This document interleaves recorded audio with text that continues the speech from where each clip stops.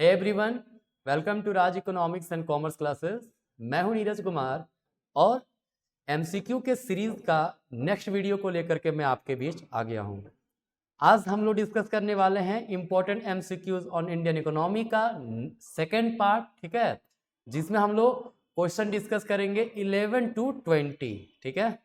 इसके पहले मैं 1 to 10 डाल चुका हूं, है ना।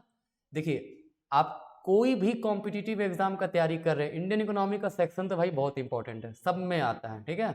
और मैं जो क्वेश्चन प्रिपेयर किया हूं, ठीक है, ये दिमाग में रखते हुए इन कोर्सेज को सीयूईटी का अगर आप तैयारी कर रहे हैं, नेट एनटीए नेट का, गेट इकोनॉमिक्स का, यूपीएससी का, बीपीएससी का या फिर जेपीएससी का, ठीक है, इन सब एग्जाम को दिमाग में रखते हुए मैं क्वेश्चन अपना प्रिपेयर्ड किया हूं, ठीक है। आप लोग ये सीरीज के साथ हमेशा जुड़े रहें, कंटिन्यू मैं क्वेश्चन अपलोड करूंगा, है ना। और not only from Indian economy बल्कि micro, macro, development economics, financial economics, ठीक है, पब्लिक फिनांस, सारे सेक्शन से मैं इंपॉर्टेंट एमसीक्यूज लेके आने वाला हूं, ठीक है, जो आपके हर एक एग्जाम, कॉम्पिटिटिव एग्जाम के लिए इंपॉर्टेंट होगा। तो अगर आप प्रिपरेशन करते हैं कोई भी कॉम्पिटिटिव एग्जाम का जिसमें अगर इकोनॉमिक्स आपका एरिया है, ठीक है, तो ये सेक्शन जरूर आप फॉलो कंटिन्यू करते रहिए, है ना। मैं लगातार important MCQs with proper explanation मैं डिस्कस करता रहूंगा, ठीक है। तो चलिए क्वेश्चन नंबर आज 11 पे आते हैं। पिछला वीडियो अगर आप लोग नहीं देखे हैं तो प्लेलिस्ट में डिस्क्रिप्शन में प्लेलिस्ट का लिंक दे दिया हूं एमसीक्यू का, वो आप जाकर देखिए, चेक कीजिए उसमें, है ना। तो सबसे पहला क्वेश्चन है, कहता है डिस्गाइज्ड अनएम्प्लॉयमेंट जनरली मींस, मतलब छुपी हुई बेरोजगारी जो होता है। देखो होता क्या है ना, मान लीजिए एक लैंड है, राइट, यहाँ पे 4 व्यक्ति काम कर रहे हैं, ठीक है। अगर इसमें से ये 2 व्यक्ति को निकाल भी दिया जाए तो प्रोडक्शन में कोई फर्क ना पड़े, तो ये 2 व्यक्ति फालतू में वहां पे है, दिख रहा है कि दे आर एम्प्लॉयड, लेकिन उसके होने ना होने से कोई फर्क पड़ नहीं रहा है। तो वो क्या है, वो डिस्गाइज्ड अनएम्प्लॉयड है। क्या है? डिस्गाइज्ड अनएम्प्लॉयड है। क्लियर? मतलब ये दोनों की कोई भी प्रोडक्टिविटी नहीं है, ठीक है। तो डिस्गाइज्ड अनएम्प्लॉयमेंट कब होगा? दैट मीन्स होगा कि मार्जिनल प्रोडक्टिविटी ऑफ लेबर जो है वो 0 है, क्योंकि वो जो 2 एक्स्ट्रा लेबर यहाँ पे लगा हुआ है वो देख के तो लग रहा है कि वो काम कर रहा है, लेकिन अगर उसको निकाल भी दिए तब भी फर्क नहीं पड़ रहा है भाई, है ना। तो they are disguised unemployed, right. तो डिस्गाइज्ड अनएम्प्लॉयमेंट का मतलब क्या होता है? वैसे लेबर जिनकी मार्जिनल प्रोडक्टिविटी कुछ नहीं होती है, मतलब उसके आने से प्रोडक्शन में कोई चेंजेस नहीं होता है, ठीक है, दे आर डिस्गाइज्ड अनएम्प्लॉयड, ठीक है।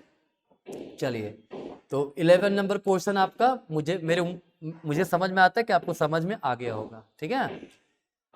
नेक्स्ट क्वेश्चन है, कहता है द एमपीआई मतलब मल्टी डायमेंशनल पॉवर्टी इंडेक्स, ठीक है, developed by the Oxford poverty and human development, OPHI. ये डेवलप कौन करता है? मल्टी डायमेंशनल पॉवर्टी इंडेक्स हर साल आता है, ठीक है। ये Oxford poverty and human development, है ना, संस्था है जो इसे पब्लिश करती है। ये इनिशिएटिव विथ यूएनडीपी सपोर्ट, किसके सपोर्ट से? UNDP, United Nation Development Programme, ठीक है। ये तो क्वेश्चन में 2 आंसर आपको मिल गया है ना। UNDP support covers which of the following, मतलब एमपीआई के अंतर्गत, है ना, हम लोग क्या कवर करते हैं ये हमें बताना है। एमपीआई को जो पब्लिश किया जाता है, मल्टी डायमेंशनल पॉवर्टी इंडेक्स, हर साल पब्लिश किया जाता है डेवलपिंग कंट्रीज या पुअर कंट्रीज को के डिफरेंट कंपोनेंट को लेकर के, है ना, वो पब्लिश किया जाता है ओपीएचआई के द्वारा, that is Oxford poverty and human development. किसके सपोर्ट से? यूएनडीपी के सपोर्ट से, यूनाइटेड नेशन डेवलपमेंट प्रोग्राम के सपोर्ट से, ठीक है। इसमें क्या कवर किया था, क्या डिस्कस किया जाता है? ऑप्शन है deprivation of education, health, assets and services at house hold level, घरेलू क्षेत्र तक, ठीक है, हाउस होल्ड लेवल पे एजुकेशन का अभाव, हेल्थ का अभाव, एसेट संपत्ति, सर्विसेज का अभाव, क्या इसे कवर किया जाता है? चलिए, ये बिल्कुल कवर किया जाता है, ठीक है। तो ये तो हमारा आंसर है भाई। मल्टी डायमेंशनल पॉवर्टी इंडेक्स में एजुकेशन का अभाव, लोगों में कितना एजुकेशन लेवल है, हेल्थ में कोई इश्यूज है, एसेट्स का, उन सबको शामिल किया जाता है। तो ऑप्शन नंबर ए तो सही है। Purchasing power parity at national level, नहीं, खरीदने की शक्ति के बारे में डिस्कस नहीं करता है। एक्सटेंट ऑफ बजट डेफिसिट, नहीं, ये तो एकदम अलग ही कॉन्सेप्ट है, ठीक है। तो ऑप्शन हमारा होगा ऑप्शन नंबर ए, ओनली ए, पहला number option. Deprivation of education, health, assets and services at house hold level, ठीक है। ये क्वेश्चन डायरेक्ट पूछा हुआ क्वेश्चन है आपका, यूपीएससी में प्रीलिम्स में पूछा था ये, ठीक है। देखिए ध्यान दीजिएगा कि मैं जो भी क्वेश्चंस डिस्कस कर रहा हूं वो या तो किसी अच्छे एग्जामिनेशन, मतलब एग्जाम तो सारे ही अच्छे होते हैं, है ना, मतलब या तो किसी एग्जाम में पूछे जा चुके हैं, ठीक है, या तो वो एक्सपेक्टेड क्वेश्चन है फॉर अपकमिंग एग्जामिनेशन, ठीक है। तो इसीलिए ये दिमाग में रखते हुए हर टॉपिक का, हर एक डिस्कशन को ध्यान दीजिएगा, ठीक है। तो नेक्स्ट है, कहता है the apex financial institution responsible for the development of small and micro industries in India is, कौन है? कहते हैं देखो, इंडस्ट्रियल डेवलपमेंट बैंक आईडीबीआई, ठीक है। तो ये इंडस्ट्रीज की बात करता है, बड़े पैमाने की इंडस्ट्रीज का। स्मॉल एंड माइक्रो के का फिनेंशियल हेल्प जो उसमें वो नहीं देता है, ठीक है। सिडबी, यस, सिडबी नाम से ही है, small industrial development bank of India, ठीक है। तो ये हमारा हो जाएगा ऑप्शन, है ना। नाबार्ड जो है वो रूरल एरियाज के डेवलपमेंट के लिए, एग्रीकल्चरल सेक्टर के एरियाज के डेवलपमेंट के लिए ये लोन वगैरह देता है, उसका अपेक्स फाइनेंशियल इंस्टीट्यूशन है, ठीक है। तो यहां पूछा है स्मॉल एंड माइक्रो इंडस्ट्री, तो ये होगा हमारा सिडबी, ठीक है। चलिए कोई दिक्कत नहीं, मुझे उम्मीद है इस क्वेश्चन में भी आपको कोई समस्या नहीं होगा, है ना। नेक्स्ट है, in India financial deficit is used for raising resources for, deficit financing use क्यों किया जाता है? आपको पता होगा डेफिसिट फिनेंसिंग का मतलब होता है रिसीट्स कम, एक्सपेंडिचर ज्यादा, मतलब सरकार खर्च ज्यादा करती है और टैक्स वैक्स से रेवेन्यू कलेक्शन कम करती है, ये हो गया डेफिसिट फिनेंसिंग। ऐसा क्यों करती है? इकोनॉमिक डेवलपमेंट, जी हाँ, कंट्री का इकोनॉमिक्स नहीं, इकोनॉमिक होगा, इकोनॉमिक डेवलपमेंट, ठीक है। कंट्री का डेवलपमेंट करने के सरकार ज्यादा से ज्यादा खर्च कर रही है, लोगों पे ज्यादा टैक्स नहीं लगा रही ताकि लोग सेविंग कर सकें, क्योंकि सेविंग होगा तभी तो वो इन्वेस्ट करेगा, है ना। रिडेम्पशन ऑफ पब्लिक डेट, जो पब्लिक डेट है उसे चुकाने के लिए क्या? नहीं है, तो चुकाने के तो रिसीट्स वहां ज्यादा लेना चाहिए ना, यहाँ एक्सपेंडिचर ज्यादा कहाँ करेगा जब पैसा खर्चा ही कर देगा ज्यादा, क्योंकि डेफिसिट फाइनेंसिंग मतलब एक्सपेंडिचर कम, रिसीट्स, सॉरी, एक्सपेंडिचर ज्यादा, रिसीट्स कम। और रिडेम्पशन ऑफ पब्लिक डेट में हम लोग पैसा चुका रहे हैं ना, तो रिसीट्स आएगा तभी तो ये तो ऑप्शन नहीं होगा। एडजस्टिंग बैलेंस ऑफ पेमेंट, नहीं, ये बैलेंस ऑफ पेमेंट से रिलेटेड नहीं है। रिड्यूसिंग फॉरेन डेब्ट, नहीं, ऑप्शन नंबर ए हमारा आंसर है। इकोनॉमिक डेवलपमेंट करने के लिए हमारे जैसे कंट्री, इंडिया जैसे डेवलपिंग कंट्री जो है वो डेफिसिट फिनेंसिंग का यूज करते हैं, ठीक है। चलिए moving to the next question, मजा आ रहा है? बिल्कुल आ रहा होगा। कहता है consider the following liquid assets, demand deposit with the bank, demand deposit का मतलब होता है that deposit which can be withdrawn on your demand, जिससे करंट अकाउंट में पैसा रखे हुए हो, ठीक है, तो जब चाहे आप उसको विड्रॉ कर सकते हो, है ना। Time deposit with the bank, time deposit मतलब फिक्स डिपॉजिट या रिकरिंग डिपॉजिट को बोलते हैं, एक बार आप पैसा जमा करो एक पीरियड ऑफ टाइम के लिए, ठीक है, तो वो टाइम डिपॉजिट कहलाएगा, है ना। सेविंग डिपॉजिट, सेविंग अकाउंट में जो पैसा आपका जमा है, करेंसी नोट, है ना। कहता है correct sequence of these assets in decreasing order of the liquidity to, इसका ऑप्शन यहाँ नीचे लिखना मैं भूल गया हूं, मैं बता दे रहा हूं, वैसे टाइट आंसर लिख दे रहा हूं। डिक्रीजिंग ऑर्डर में लिक्विडिटी बताना, सब लिक्विड फॉर्म का मतलब होता है that money which is easily convertible into cash, तो करेंसी तो कैश है ही भाई, तो सबसे ज्यादा लिक्विड यहाँ पे होगा करेंसी। करेंसी के बाद जो लिक्विड है वो है डिमांड डिपॉजिट, डीडी, क्योंकि करेंसी तो भाई कैश ही है, डिमांड जब चाहे डिमांड आप कर सकते हैं, लेकिन थोड़ा सा करेंसी से तो कम होगा, है ना। तो पहले हमारा मतलब यहाँ पे मैं ऑप्शन ही लिख देता हूँ, ठीक है। पहला ऑप्शन नंबर डी सबसे अधिक लिक्विड, उसके बाद ऑप्शन नंबर ए वाला है लिक्विड, फिर है सेविंग डिपॉजिट। सेविंग डिपॉजिट में भी, सेविंग अकाउंट में जो पैसा रखते हो आप विड्रॉ कर सकते हैं, लेकिन एक लिमिटेशन में, है ना, रिस्ट्रिक्शंस रहता है। क्लियर? तो ये उससे कम लिक्विड हुआ। टाइम डिपॉजिट सबसे कम लिक्विड होता है, क्यों? क्योंकि भाई जब तक मैच्योरिटी नहीं आएगा ना, आप पैसा विड्रॉ नहीं कर सकते हो।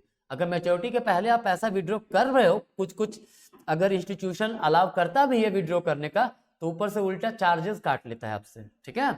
तो मोस्ट लिक्विड फॉर्म यहाँ करेंसी होगा।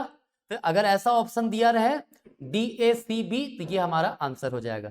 मोस्ट लिक्विड, करेंसी, उसके बाद डिमांड डिपॉजिट, उसके बाद सेविंग अकाउंट डिपॉजिट, उसके बाद टाइम डिपॉजिट, ठीक है। ये था हमारा क्वेश्चन और इसका आंसर रहा हमारा DACB। क्लियर? चलिए moving to the next question. कहता है India's agriculture is typically categorised as. India का एग्रीकल्चर सेक्टर कैसा कैटेगराइज्ड है? लेबर बहुत ज्यादा है, ठीक है।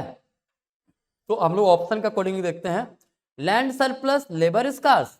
लेबर की कमी नहीं है, ऐसा थोड़ी कि लैंड बहुत ज्यादा है लेबर बहुत कम है, नहीं नहीं, ये ऑप्शन नहीं होगा, ऑप्शन ए नहीं, गलत है ये, ठीक है। लैंड सरप्लस, लेबर सरप्लस, दोनों सरप्लस में क्या? नहीं भाई, दोनों सरप्लस में कहां से होगा। लैंड स्कार्स, लेबर सरप्लस, बिल्कुल हमारे देश में लेबर ज्यादा है, पॉपुलेशन में तो भाई नंबर 1 हम लोग बन ही गए हैं, है ना। तो लेबर सरप्लस है, लेबर बहुत ज्यादा है ना। और लैंड जो है वो स्कार्स है।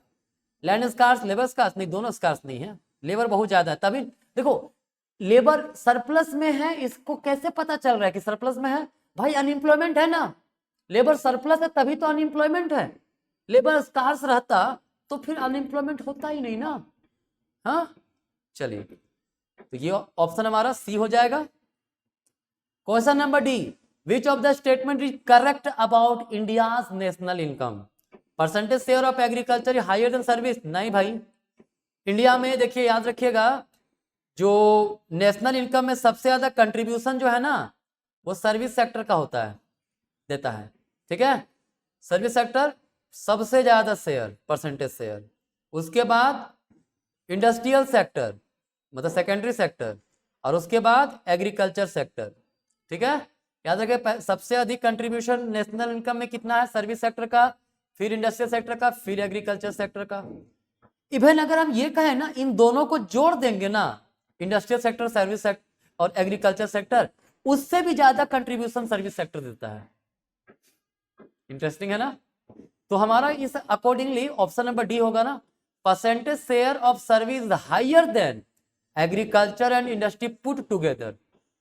करंट में एक्चुअल डेटा क्या है 2023 में, ये आप गूगल करके आप अपना चेक कर लीजिएगा, है ना, कि करंट में कितना कितना शेयर है, ठीक है। तो लेकिन अभी फिलहाल जब मैं वीडियो बना रहा हूं तब क्या है कि सर्विस सेक्टर का कंट्रीब्यूशन इंडिया में सबसे ज्यादा है। इवन इतना ज्यादा है कि इंडस्ट्रियल सर्विस का कंट्रीब्यूशन और एग्रीकल्चर सेक्टर का कंट्रीब्यूशन दोनों को ऐड कर दें तब भी ये सर्विस सेक्टर से कम ही होगा, मतलब सर्विस सेक्टर इन दोनों से ज्यादा है, ठीक है। तो ऑप्शन नंबर डी होगा हमारा 17 का। 18 का chip money. Chip money means, chip money मतलब सस्ता मुद्रा किसको बोलते हैं? सस्ता मनी। भाई सस्ता मनी उसको बोलें जो सस्ता में आपको मिल जाए, सिंपल सी बात है। जैसे आप अपने रिलेटिव से आसानी से ले लेते हो पैसा, बाकी वैसे रिलेटिव पैसा नहीं देता जल्दी से, है ना, बहुत कम ही रिलेटिव देते हैं। लेकिन अगर हम सस्ता मनी बोले, सस्ता में क्या कब बोलेंगे? जब हमको बहुत सस्ता में मिल जाए। मान लो मुझे पैसा चाहिए, अभी बैंक गए, बोला कि 10% लगेगा ईयरली, बोले चलो ठीक है। लेकिन कोई अगर बोले कि भाई 2% में दे देंगे एनुअली, तो ये सस्ता हुआ ना, इसको चिप मनी बोलेंगे ना। तो हमारा आंसर होगा option number A. Chip money का मतलब होता है दैट मनी, ठीक है, जो हम लोग पा सकते हैं at a very low rate of interest, ठीक है। क्लियर है? चलिए मजा आ रहा है क्वेश्चन में, हर क्वेश्चन इंपॉर्टेंट है, देखते रहिएगा, ठीक है। कंपेयर टू द रिच, अच्छा रिच व्यक्ति जो होता है जिसके पास मतलब मॉनेटरी टर्म में बात करें इसमें लेवल ऑफ इनकम ज्यादा हो, पुअर जिसके पास लेवल ऑफ इनकम कम हो, ठीक है। तो कहता है पुअर रिच के कंपेरेटिवली पुअर सेविंग कितना करता है? Smaller part of their income, equal part of their income, large part of their income या ऑल ऑफ देयर इनकम। भाई देखो एक तो बेचारा पुअर है, इनकम कम है, मैक्सिमम पैसा उसका खर्च हो जाता है कंजम्पशन में, ठीक है। तो वेरी स्मॉल पार्ट जो ऑफ इनकम होता है उसको सेव कर पाता है, ठीक है। रिच के पास इनकम बहुत ज्यादा है तो बहुत ज्यादा कंजम्पशन करने के बाद ही बहुत अच्छा खासा सेविंग कर लेता है। ठीक है, तो ये क्वेश्चन का आंसर क्या होगा, a small part of their income.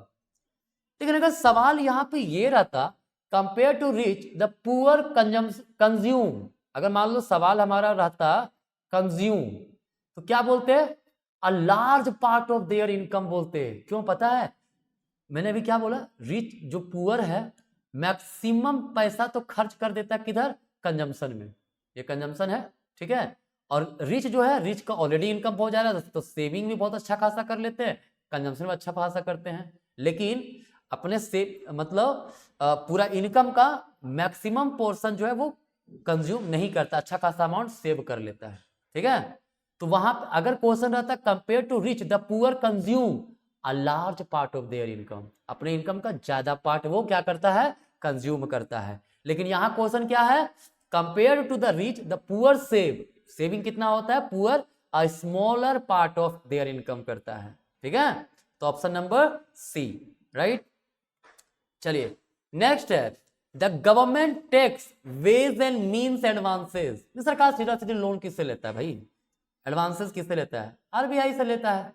RBI जो है इट वर्क्स कैसे, as a bank to the government. अगर आप बैंक टू द गवर्नमेंट, अगर आप सेंट्रल बैंक का फंक्शन पढ़े होंगे है ना, तो उसमें क्या बोलता है, बैंक टू दी गवर्नमेंट, है ना, सरकार के लिए एज अ बैंक का, जिस प्रकार से हमको लोन लेना होता है कहां से लेते हैं, जहां हमारा खाता होता है जिस बैंक में, उसी प्रकार सरकार को जब लोन लेना तो कहां से लेगा, जहां सरकार का खाता, कहां है खाता भाई, तो आरबीआई में खाता होता है हर स्टेट एंड सेंट्रल गवर्नमेंट का। ठीक है, तो कहता है the government takes ways and means advance from RBI. Clear, तो ये था आपका 20 क्वेश्चन, कितना मजेदार क्वेश्चन था, है ना।